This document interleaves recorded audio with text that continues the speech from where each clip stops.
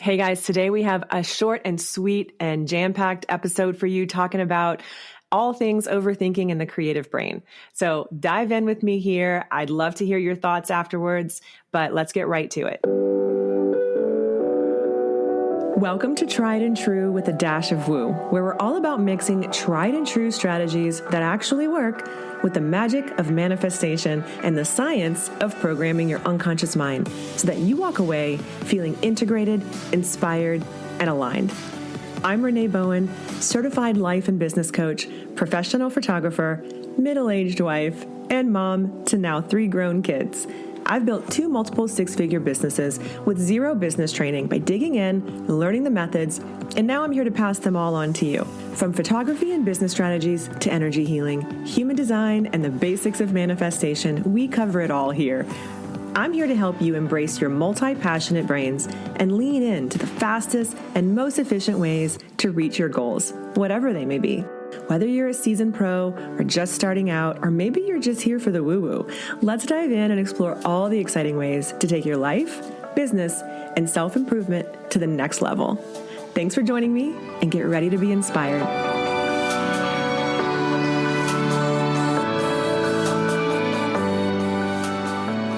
Hey guys, and welcome back to Tried and True with a Dash of Woo. And I want to talk about overthinking today because this is something that comes up all the time in coaching, on discovery calls with people. It's something I hear a lot from creatives. So this sort of, creative brain, our spicy brain, also comes along with this overthinking and underlying anxiety for a lot of us. Okay. So most of us creatives are also intelligent. And I think that's where therein lies the problem, right? I feel like the more intelligent you are, and let's just be honest, us creatives and neurospicy brains, yeah, we're smart. We have a lot of our own ways of viewing things. We think a lot. And that can also lead to this overthinking. Okay. Now, at its, extreme, I guess you could say, the overthinking could lead to all kinds of underlying anxiety issues and OCD stuff and very clinical stuff. I am not a licensed therapist. I'm just going to give you that disclaimer. So I'm not really going to go into those things, but I will talk about what I see in my coaching and some of the things that help the overthinking. Okay. Because yes, therapy is an important part of the puzzle. It can be a really amazing, thing to experience and to, uncover any kind of traumas or any kind of past things that you've got going on.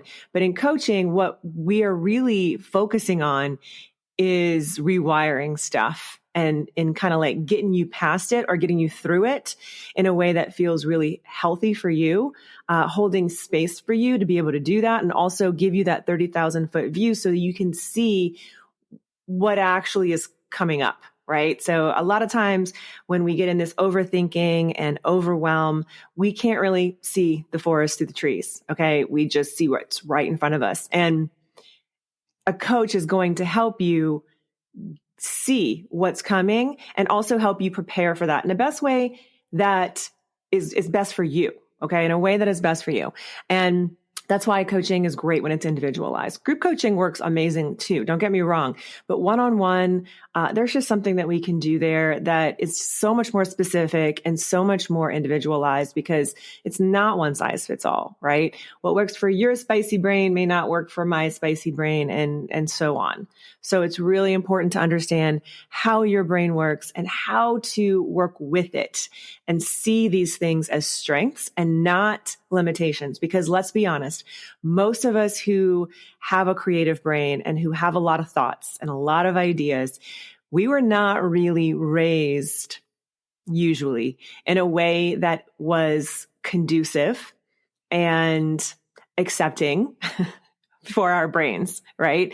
We, a lot of times were put in, regular school, right? And told to just kind of sit still, stop moving, keep your mouth closed and, raise your hands if you have something to say. But we weren't really allowed to color outside the lines a lot. And that is where we shine, right? So what happens is we were brought up in a way that was very limiting and forced us to sort of stuff down all of our genius, our zones of genius. And then we have to spend adulthood trying to undo all of that, unprogram ourselves and rewrite the way that we want the rest of our life to look. So we were not really encouraged to be our bright, shiny, mystical selves. Okay.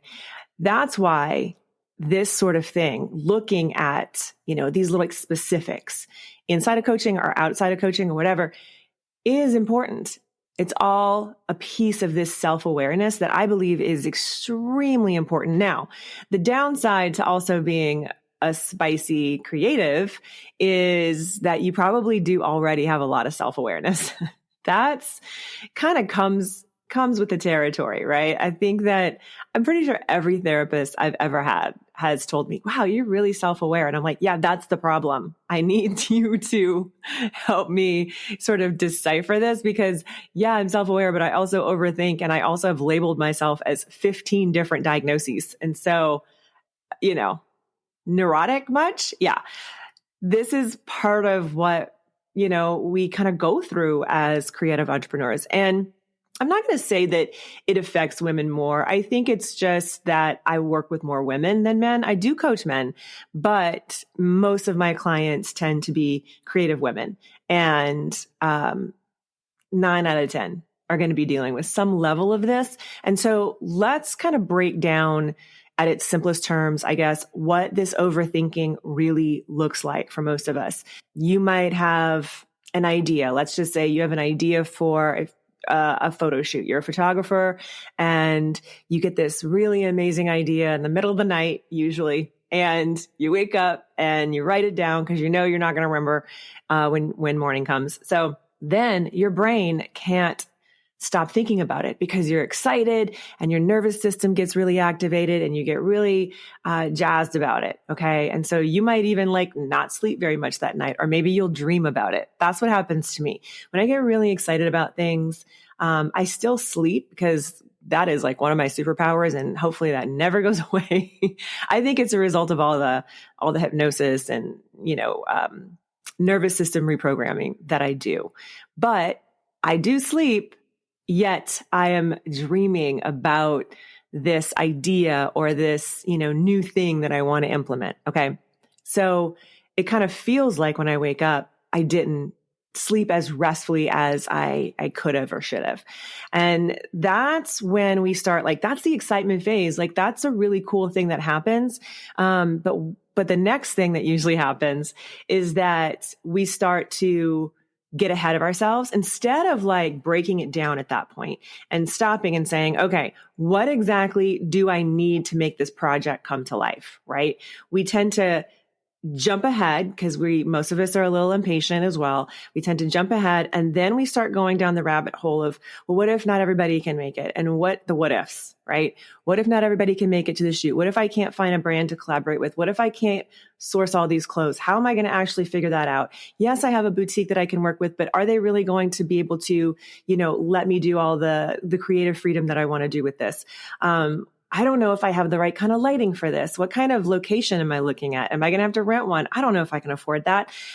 And then you just kind of go down this anxiety spiral rabbit hole. And it basically usually ends at the point of no one is going to care about this. You get to that point of all the way through social media posting and whatever. And, oh my God, I'm going to have to post this on my blog. And how am I going to repurpose this information? And this is really just going to end badly, right? That's really what it comes down to is your anxiety. I call it the anxiety highway, right? So if you can picture yourself, get in the car and you're excited on this project and you're really, really, really jazzed about it. And then a few exits down, you start the overthinking. And then, oh my gosh, now you're on a whole road trip to anxiety at this point.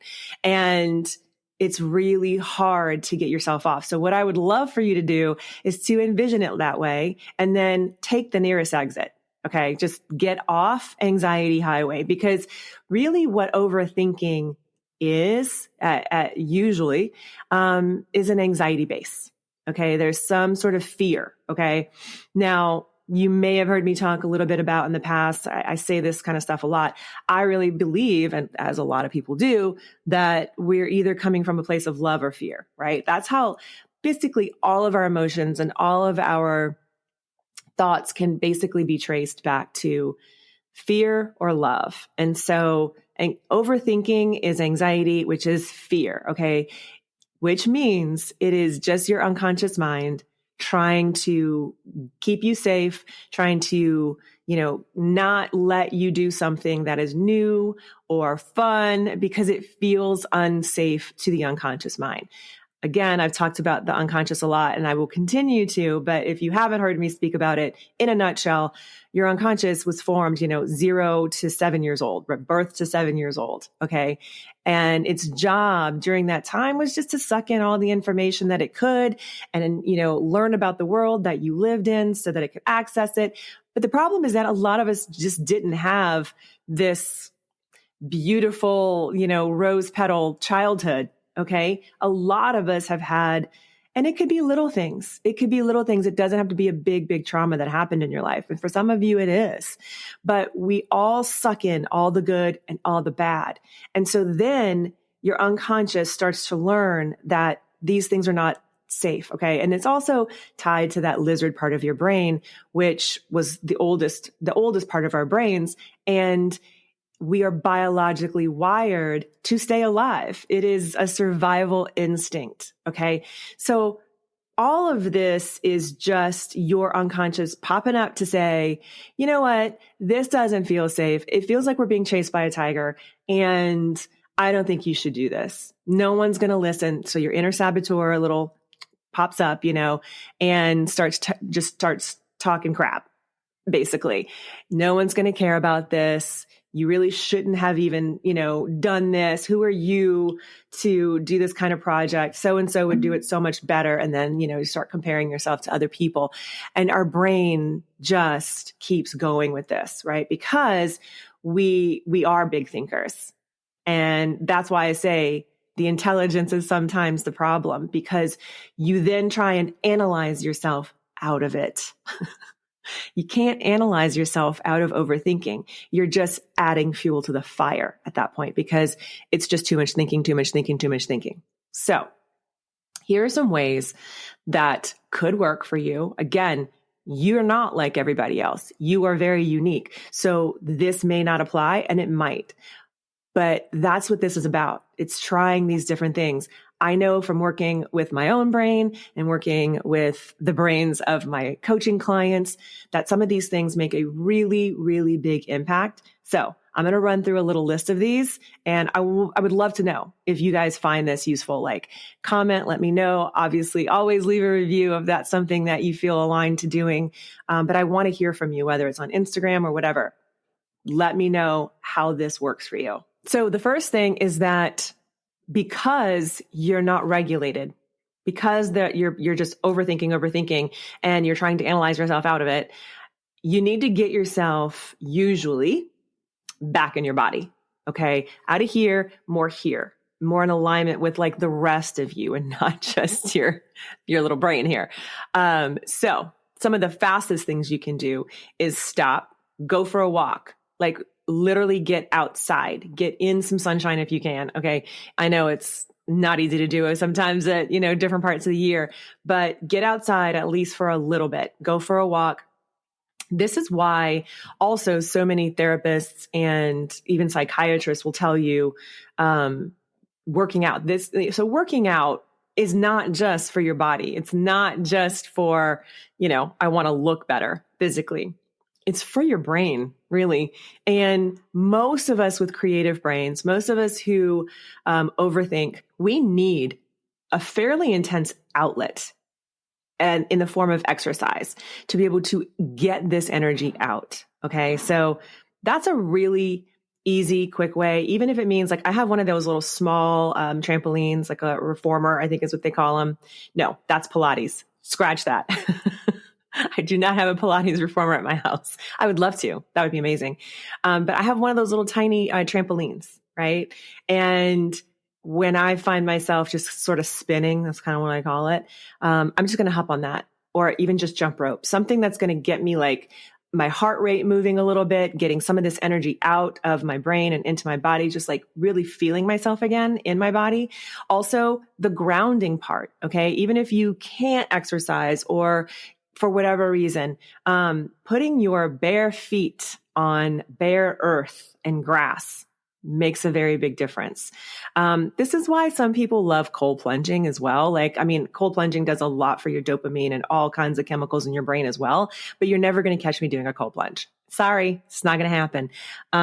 Not my thing. I can do this other ways. So knowing that about yourself is really key. Knowing what's going to work for you and what you're willing to actually even try is a really big one. Finding a way though to get grounded and to get in your body. Another little trick that I love is in this realm of grounding, but it's a little more woo. Okay. So all of us have an energetic field. Okay. And you might hear me talk about the energetic field at some point or another, but all of us have a field around us. So that when I say field, that's what I mean. So what I like to do is sit and envision my field all around me, like a bubble of energy around me. And I like to just, expand my field, expand it by a mile. And then I take a deep breath and expand it by 5 miles. And I take a deep breath and expand it by 20 miles, 50 miles, 100 miles. And I keep going with this. You can keep going into like 100 million miles, right? So the idea with this, and I kind of envision it in my head, like the old cartoons that you see, like, it kind of goes like something happens, like a bomb or something, goes off on Earth, and it just has like this poof, this big like, that happens. So in my brain, that's kind of what I'm envisioning is my field just like, expanding. Okay. And the idea with this is that you want to be taking up the space. You want to be expanding yourself and your field so that you don't feel quite so small and quite so not in control. And, it really helps me feel more grounded for some reason. So that may help you as well. For me, another thing is just getting in nature, just in general. And again, that is my thing. It could be your thing or it could be not your thing. But getting in nature is really, really important for me. So going for a walk, but hiking, like literally going out and breathing clean air and seeing, the new growth and what's happening outside. Again, in the summertime here, especially in California, it's not so fun to do that, but there are little small ways that you can do that. The idea is just to kind of like, for this one, is to get yourself out of the head into your body. So you feel a little bit more aligned. So the other thing is to get it out of your head and into writing. Okay. Now there's a lot of research that proves that this really, really works very, very well for most people, because there is a heart-head connection when you write with your hands and not typing. Now, I'm definitely one who, I'm way faster at a computer, especially now because, we're kind of programmed to not physically write so much. But that's why like morning pages are so powerful, because you are literally getting it out of your head and you are opening your heart a little bit more. And so I really like to just do a stream of consciousness in the morning when I'm sort of like still, at my coming out of theta state into the awake state before I get to a beta brainwave, and allowing myself to just write about whatever.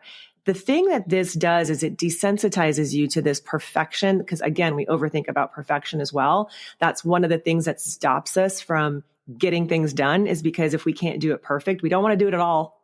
And why bother? So this will desensitize you a little bit to that perfection, and it'll help you just start to look at everything through a little bit softer lens and not so harsh of a critic. Because the goal with all of this in general is to, really become that neutral observer in your life and not necessarily definitely not so critical, and not let it be so charged with emotion, right? So being that neutral observer. And so get up in the morning, take out a journal and just write. It could be about the weather. It could be about a shoot that you want to do. It could be about your business. It could be about your relationships.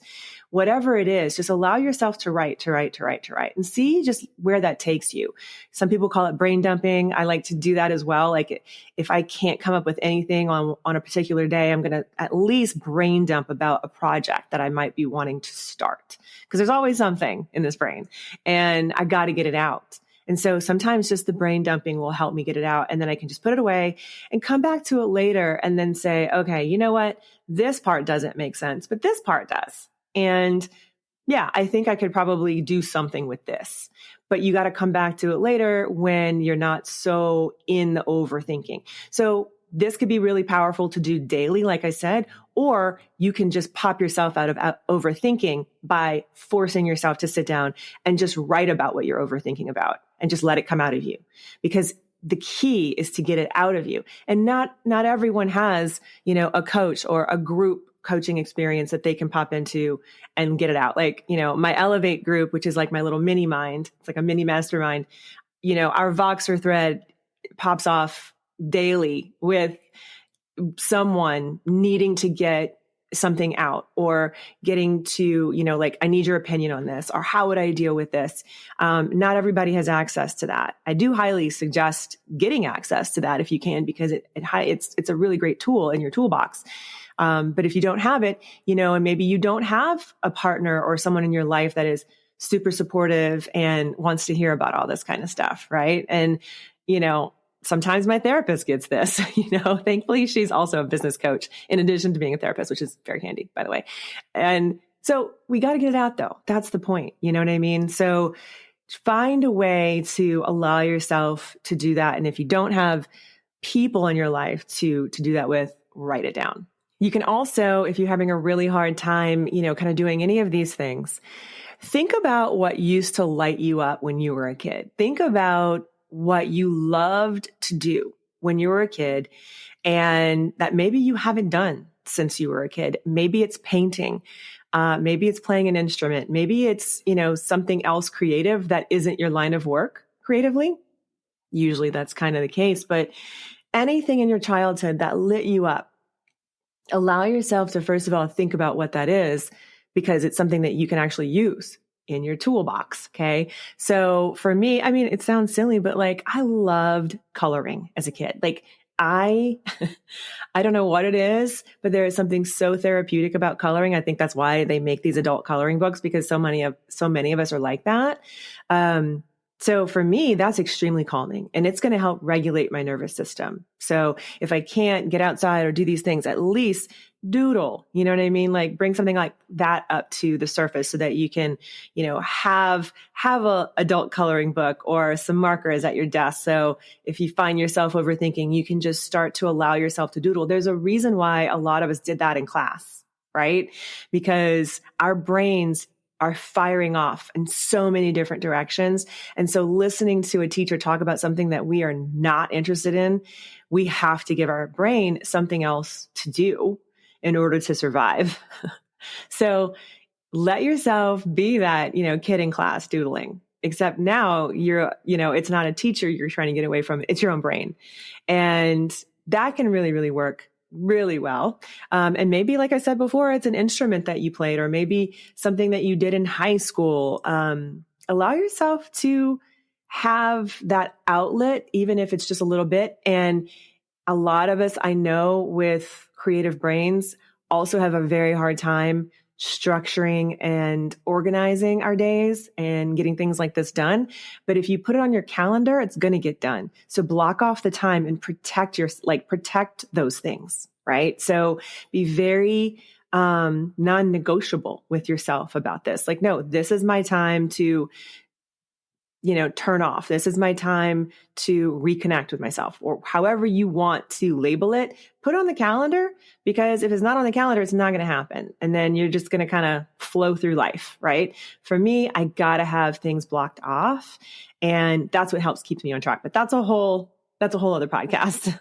And then the last thing I want to talk about with overthinking specifically is, let's figure out where that's coming from. Okay. This is going to take some deeper work. This is going to take some reflection. So the other things that we talked about were, tools that you could use to redirect yourself and get back on track. But what's really kind of important here is looking at, is my overthinking, like I said before, yeah, it's a fear of some thing, right? Well, is it fear of failure? Is it fear of success? Is it fear of not doing it right? Is it fear of, no one listening, no one caring? What is it about it really that's triggering to you? Like maybe in specific to what you're thinking about or overthinking about. Okay. So it's important to maybe journal about that, talk to someone about that. It's definitely something that comes up in coaching a lot. And usually it is something that has happened in childhood or something someone told you that just stuck. It just stuck in there. And there's just something about this situation that is very triggering to you and causing this overthinking. Okay. Well, first of all, I'm a big believer that what we're triggered by is what we're meant to look at and face if you're ready. Okay. It's coming to the surface for a reason. It's happening for a reason. And usually we put ourselves in these places to have this experience for a reason because our higher self really knows that it's time to move through it. And so this is, the woo part of it, but also the mindset part of it, because it's going to keep coming up. It's going to keep showing up in your life in one way or another. Like it may show up like this now, but if you don't deal with it in another year or two, it's going to show up in a different way and sometimes in a not so great way. So if you feel like this is some sort of persistent underlying trigger, it's very important, I think, to look at it and find a way to work through it that serves you and that feels in alignment to who you are. Because I promise you on the other side of this is an immense amount of growth, and growth is never easy, but the payoff in so many ways is amazing. So, not just the payoff of living a more fulfilled life and having a more regulated nervous system, but also making more money, having better connections, having better relationships, and building a more, authentic business, because your business is a reflection of who you are. So really look at that and find a way to figure out, like, where is this inner saboteur coming from, right? That unconscious voice that keeps popping up telling you that you're not good enough or you're not worthy enough. What does that remind you of? Who does that remind you of? Is that something you want to fix, get rid of? Because I'm going to tell you right now, if you didn't know, you have the power to completely get rid of that. You have the power. It was inside of you all along, just like Glinda always says. You had the power all along. So it's just that most of us don't feel that we do. I want you to really hear that today. If you don't hear anything else I said in this podcast today, I want you to hear that you have the power to change anything about your life at any point. It doesn't matter how old you are. It doesn't matter what you've been through. You have the power to change it. If you have the desire, you have the power. Okay. So there are so many different ways to make this happen. If you feel like you can't get it done on your own, find someone who can help facilitate this for you. It's not that hard. And I know that there are a lot of barriers that come up with that, but just like anything else, if it's really important to you, you're going to find a way instead of an excuse. Okay. So at the end of the day, you have to decide whether you're willing to stay in this pain or get rid of it, because you 100% can. So if you didn't know that you can, and anyone can. Anyone, I promise you. It is not reserved for people who have a lot of privilege and money. It's not. There are so many ways to access this. I mean, I have a lot of free content. This podcast is free content. I have a ton of freebies on my site. I always want to try and meet people where they are. But behind a coaching container wall, the reason why we charge for these things is the same reason you would charge for what you do in your business, right? And in life, what anyone will charge for anything, because it takes an immense amount of energy and effort to really hold space for someone like that and to guide someone through this process. And so it is individualized, especially in terms of coaching. And it's not something that, is copy paste. There's a lot of generalizations. I always have a hard time with that word. There's a lot of generalizations that can happen that a lot of us tend to have in common. But your experience is unique to you. So you need to find a way to work through this that's going to feel really good to you. It's the feeling that matters. Remember that. Okay. Your unconscious mind learns by experience. And so if it hasn't experienced it yet, you have to create that experience by creating and eliciting the feeling. And that's really the key. And that's how we get a lot of really important work done in coaching, but also, you can do this on your own. You can, right? So I really hope that helps. I hope that some of these are tools that you'll put in your toolbox, and let me know how these work for you. Let me know also if you have any suggestions for other people. Okay. Like, let me know. I'm happy to repost those. We're all in this together. And I've said it once, I'll say it a million times. Us artists, especially, we're going to get humanity through this crazy ass time that we're living through. So don't forget to shine your light. It's bright. It's bright. It's as bright as you want it to be. Just let it shine. And I hope that this podcast helps you feel empowered to do that. I love you guys. I'll see you next time. Thanks for joining us, guys. I hope that was really helpful. As always, please leave a review if you found this helpful or useful. Share it with a friend. Post it on your Instagram. Just make sure you're tagging me. I'm at Renee Bowen on Instagram, pretty much across the board. And let me know, how you found this content as well. I'm always happy to know, like, did someone send this to you? Did a friend suggest it? I'd love hearing from you guys in the DMs, and I love reading your reviews.